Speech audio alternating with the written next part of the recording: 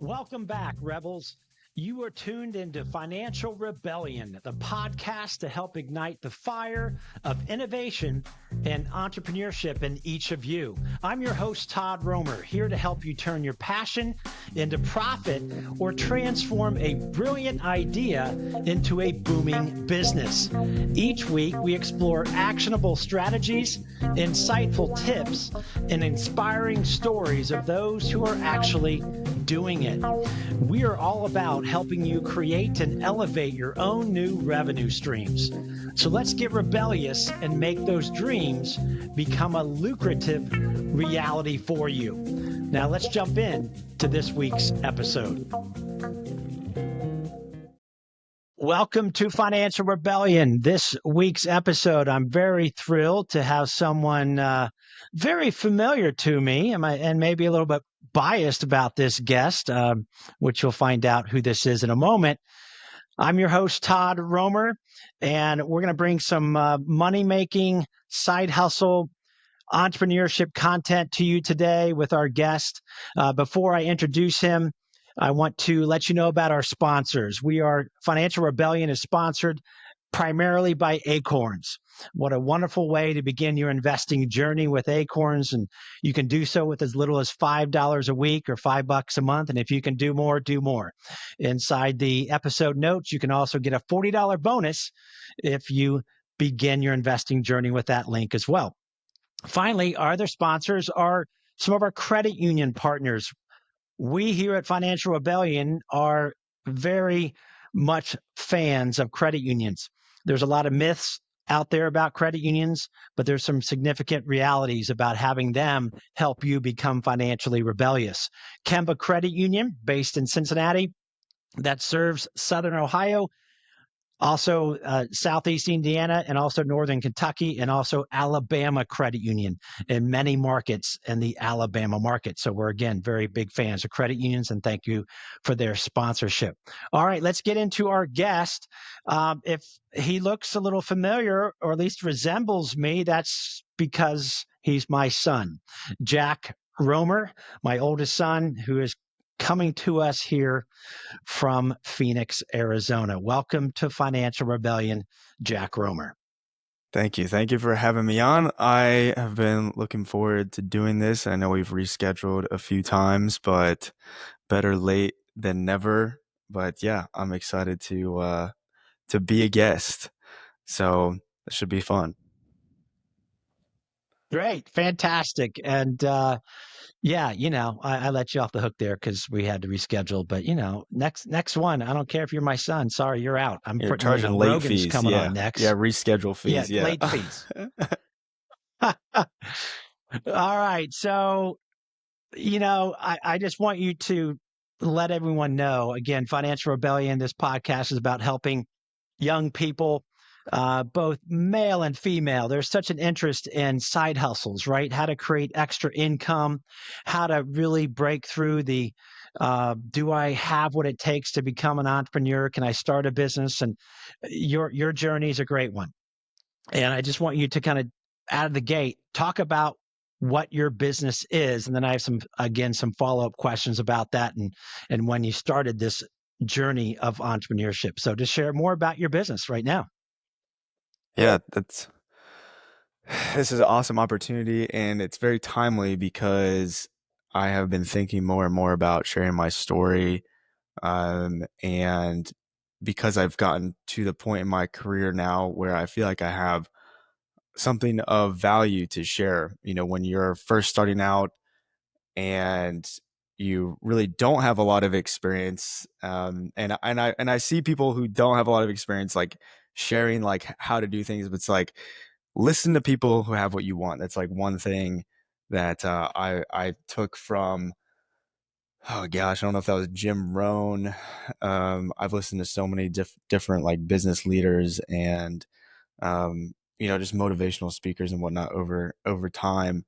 But one thing that's always stuck with me is like listen to people who have what you want. Like if you are trying to get better at golf, listen to somebody who is better than you at golf, or who you want to be like in terms of your skill in golf. But yeah, so I feel like now I have um, a wealth of knowledge. I mean, almost a decade of experience in the industry that I'm in, and I feel like it's time to start giving back. So, very timely. But um, I, Fantastic. So tell yeah, me more about your business. yes. Tell us more about So your business.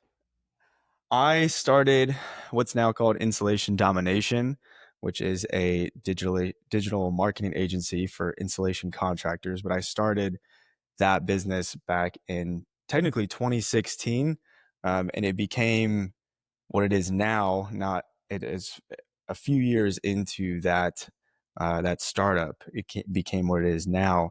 But when I first started, I had no idea that I was going to be doing lead generation and marketing for insulation contractors. If you had told me that back then, I would have looked at you like, what are you talking about? That's such a niche industry. But yeah, we help insulation contractors generate more leads for their business and ultimately grow their businesses. Fantastic. Fantastic. Okay. So what experience, thing, or any persons inspired you to kind of, well, as you're growing up, to kind of go, wait, maybe I do want to start a business? Where did that kind of click for you? Like, I wanted to go down this side hustle initial route, and then which turned into a full-time legitimate business. Well, you know this very well. I have always struggled with authority in my life.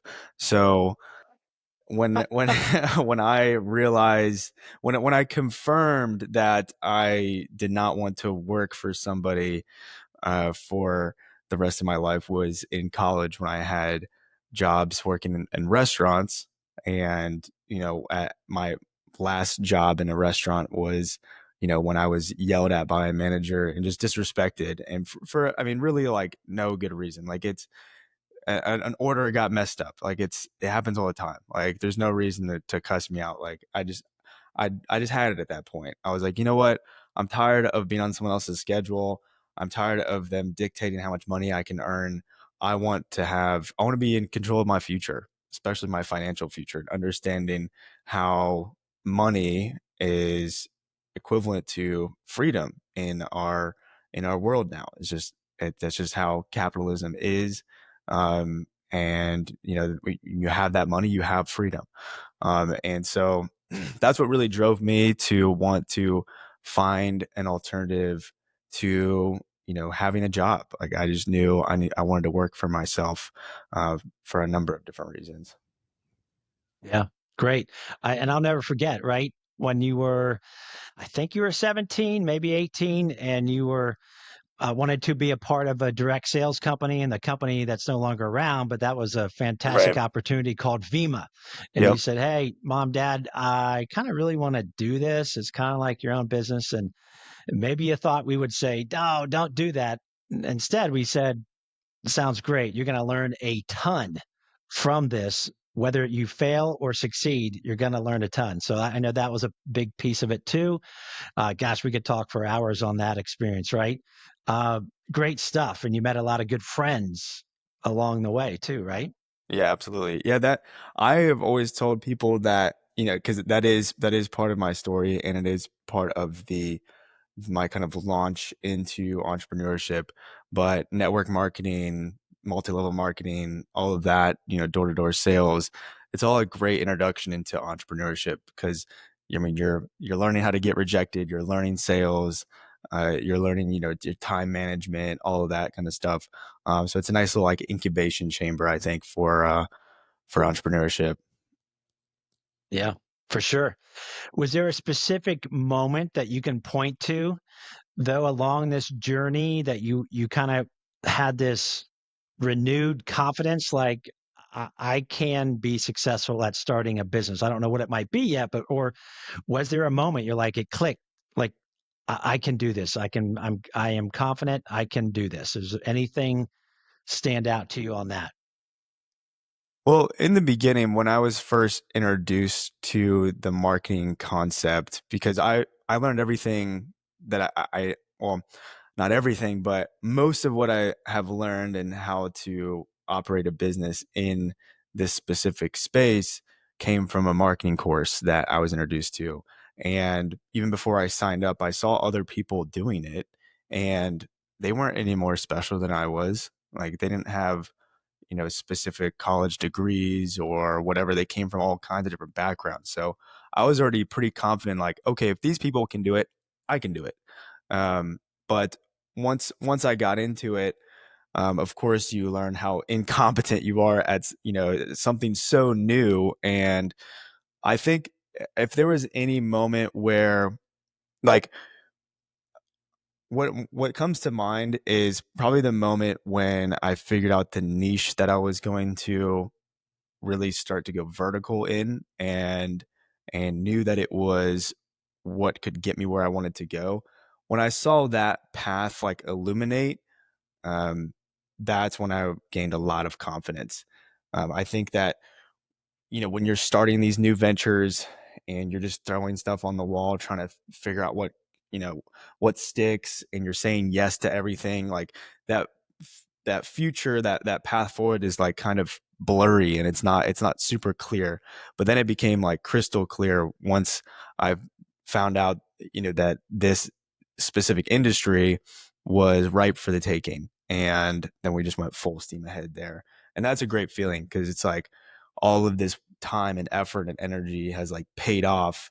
And now you can just run straight ahead instead of having to like run in all these other different directions. Finally my energy could be directed in like one specific direction, and that that instilled a lot of confidence. Yeah, that's a big deal.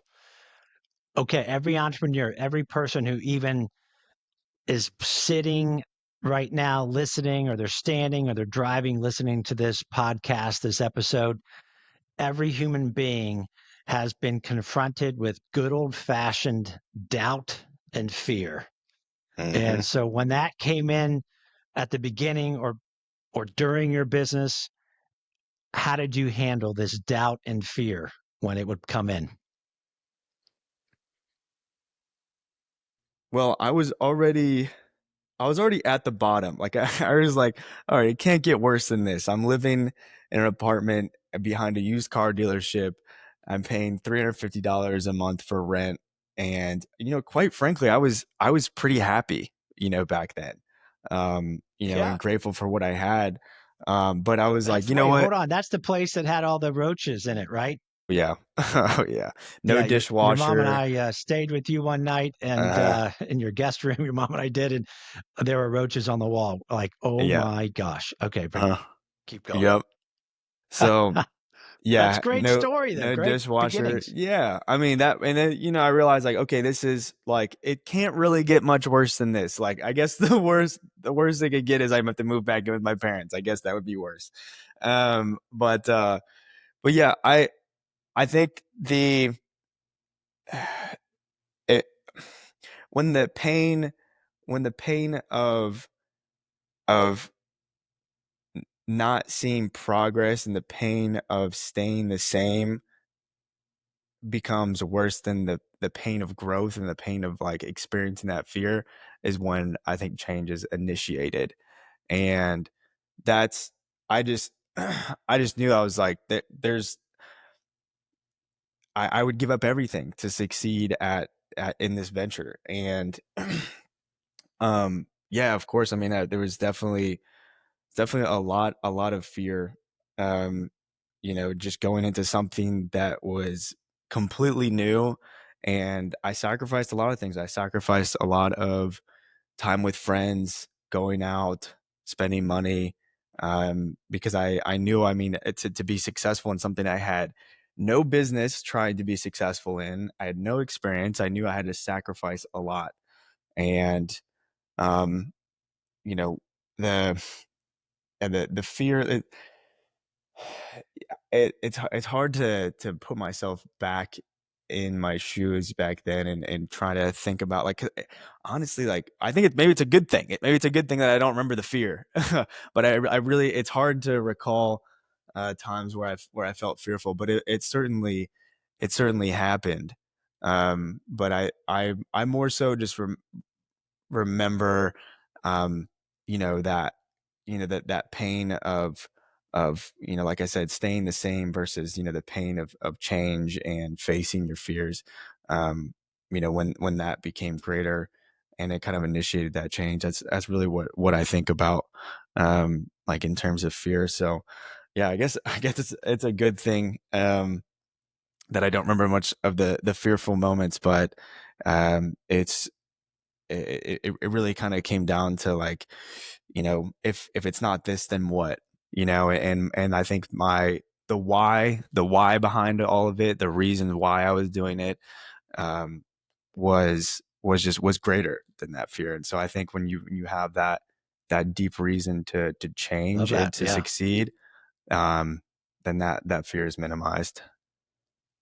Love that. You've hit on two really cool things for anybody listening to, really uh, jump on and go, wow, that was pretty true. You said, well, I was living in a crappy apartment and I don't, how low can I go? I can't really go Yeah. quote lower. And Right. what was there to lose? And that is a big deal, right? There's nothing to lose. This is the perfect time to take whatever quote risk, and Yeah. you did. And then yeah, whatever, the fear is just minor at that time. So I Right. love that. And the now tell us the story, more of your story, because you generate leads for insulation companies like spray foam insulation that goes into buildings and Right. homes. And so these are all small business owners pretty much that just don't have good general marketing skills, and they hire you to make their phone ring, right? Yeah, more or less. I mean, we work with a variety of different size operations, all the way from that owner operator one man show to companies with, several crews and big staffs and all of that. So, Okay. Yeah. And so then, but let's go back to the hills and valleys of owning your own business and entrepreneurship, being on top of the mountain. And then there's times where everybody, it's not a matter of if, it's a matter of when. When is the valley coming? And then what do you do about it? A couple years ago, correct me if I'm wrong, Google, who you work with and know very well, you even did a lot of training on Google SEO and algorithms and all that. But something happened a couple years ago where they changed up some algorithms that really upended all of the websites that you had created for your clients. uh And that was a pretty crazy time, right? yeah, you're referring to, it was actually a big policy change that they made. Policy. Okay. And there's no forewarning, no announcement of this policy change. But in short, this policy change threw a big wrench into our business model, essentially. And it was it was a big enough wrench to cut our revenue in half literally overnight. Like actually overnight, within a 24-hour period. I'll spare the details, but that yes, that was one of those moments that you dread as, a business owner, and Yeah. that, has always been in the back of my And with mind. that, You know what I mean? Where yeah. it's like, okay, this is a possibility. You never, you like something like this could happen, or you dread the possibility that something happening. It's kind of like your worst nightmare as a business owner, and that worst nightmare came true. And Yeah. Well, with that, you had a choice, right? As with any business owner or really any human being who goes through something tough, you either could say, I was a victim, or you could go, wait a minute, I'm going to figure out, I don't want to be woe is me. What can I do tomorrow to get me out of this valley? And yeah, you chose the latter, right? right. You're right. It does come down to that choice, how you respond. And at that point, I had an understanding that it was an opportunity, yeah, to grow from that, and an opportunity to do what we were doing, but do it even better and find a better way to do it. And I know that, I mean, it's just a law of the universe. What goes up must come down, and what goes what goes down must come up. It's gonna, eventually level out. And so that setback ended up catapulting us into the next year, one of, our best year ever. And now this year, even more so. It's our best year this year as well. So yeah, we had this opportunity to pivot, and that pivot and that persistence paid off. It certainly paid off. It was a slow road. It was a slow road back to the level that we are at. It took months to get back to the level that we were at, but I knew it was an opportunity to get better, and to provide a better service overall. And I'm very grateful to my past self for having that attitude and seeing it through. Fantastic. Financial Rebellion, again, sponsored by Acorns and the credit union world, from Chema Credit Union to Alabama Credit Union. All right, so let's talk about tech, good old technology, and you keeping up with the curve. What are some things that you're doing regarding good old fashioned AI that is helping your business, or what are some things you're now having to say, wait, we got to get involved in this? Well, our first adoption of AI was certainly with content writing. That totally changed the game. With, I mean, even website optimization, all of that could be done so much faster. But our most recent application of AI has been with creating an AI receptionist for our lead generation program, a specific program for some of our clients, and trying to develop like an industry specific, you know, super knowledgeable expert receptionist for installation contractors. And I'm really excited about that. It's been some time since there's been, something new in the business that I'm very excited to work on, and this project is certainly one of them. And I think it's really going to change the game. It already is. I mean, we're seeing a great response rate to people interacting with the AI. I mean, I personally have used AI receptionists, for scheduling like an oil change, at Toyota, and it was seamless. And honestly, I kind of Yeah. prefer it. Yeah. So yeah, that's our latest application of AI, and I think it's only going to get better. It's already pretty impressive, but I'm very excited Which, to see. which means, correct me if I'm wrong, which means you've got a client who doesn't have to have someone on the list, answering the phones 8 hours a day, maybe a Right. couple times, but now an AI receptionist is able to get the information and that lead, and then boom. Yep. Yeah, that's Yeah. yeah, Yeah, they can take that's down the pretty cool. information, or it's a better option than like a voicemail. If you can't answer the phone, it's Yeah. a better option than having Yeah. the call go to voicemail. So, yeah, it's going to be helpful for those, small business owners. Okay. One final question.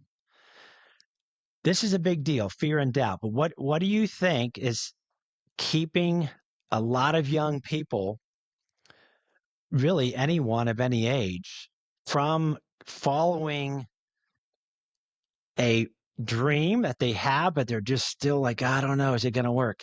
What is keeping young people from just trying a side hustle, which doesn't have to be anything complicated? I mean, it can be as simple as, you know what, just go make $300, Ubering, and then you might get a feel like, wow, that was easy, and technically that is a side business. And okay, I can, what do you think's holding people back from actually taking this quote plunge? I would say fear of change, fear that probably the biggest thing is just fear of like what other people think about you, as probably the biggest thing.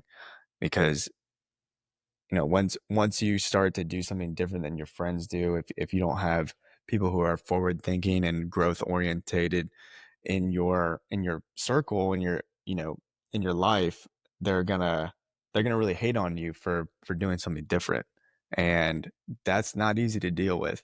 So I think the fear of what other people might think about you is a big thing for young people. I know that's been a thing for me for a long time, and I still struggle with that. I'm still working on embracing um, myself as an individual and just doing what I want to do without considering what other people might think.